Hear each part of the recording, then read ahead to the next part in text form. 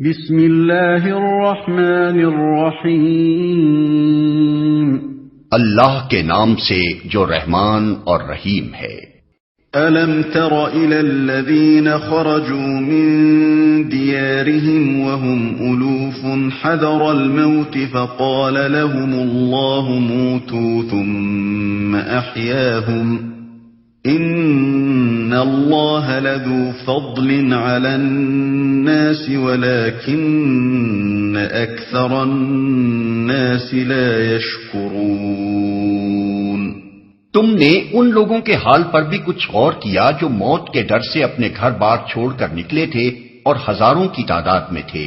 اللہ نے ان سے فرمایا مر جاؤ، پھر اس نے ان کو دوبارہ زندگی بخشی۔ حقیقت یہ ہے کہ اللہ انسان پر بڑا فضل فرمانے والا ہے، مگر اکثر لوگ شکر ادا نہیں کرتے۔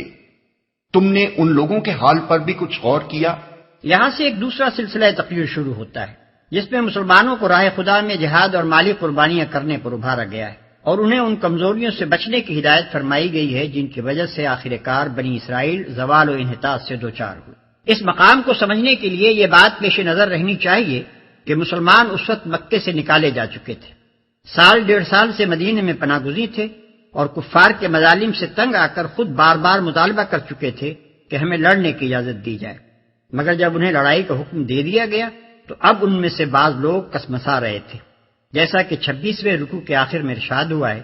اس لیے یہاں بنی اسرائیل کی تاریخ کے دو اہم واقعات سے انہیں عبرت دلائی گئی۔ پھر اس نے ان کو دوبارہ زندگی بخشی۔ یہ اشارہ بنی اسرائیل کے واقع خروج کی طرف ہے۔ سورہ مائدہ کے 4 رکوع میں اللہ تعالیٰ نے اس کی تفصیل بیان کی ہے۔ یہ لوگ بہت بڑی تعداد میں مصر سے نکلے تھے، دشت و بیاباں میں بے خانما پھر رہے تھے، خود ایک ٹھکانے کے لیے بے تاب تھے، مگر جب اللہ کے ایما سے حضرت موسیٰ علیہ السلام نے ان کو حکم دیا کہ ظالم کنعانیوں کو ارض فلسطین سے نکال دو اور اس علاقے کو فتح کر لو، تو انہوں نے بزدلی دکھائی اور آگے بڑھنے سے انکار کر دیا۔ آخر کار اللہ نے انہیں 40 سال تک زمین میں سرگردہ پھرنے کے لیے چھوڑ دیا، یہاں تک کہ ان کی ایک نسل ختم ہو گئی اور دوسری نسل صحراؤں کی گود میں پل کر اٹھی۔ تب اللہ تعالیٰ نے انہیں کنعانیوں پر غلبہ عطا کیا۔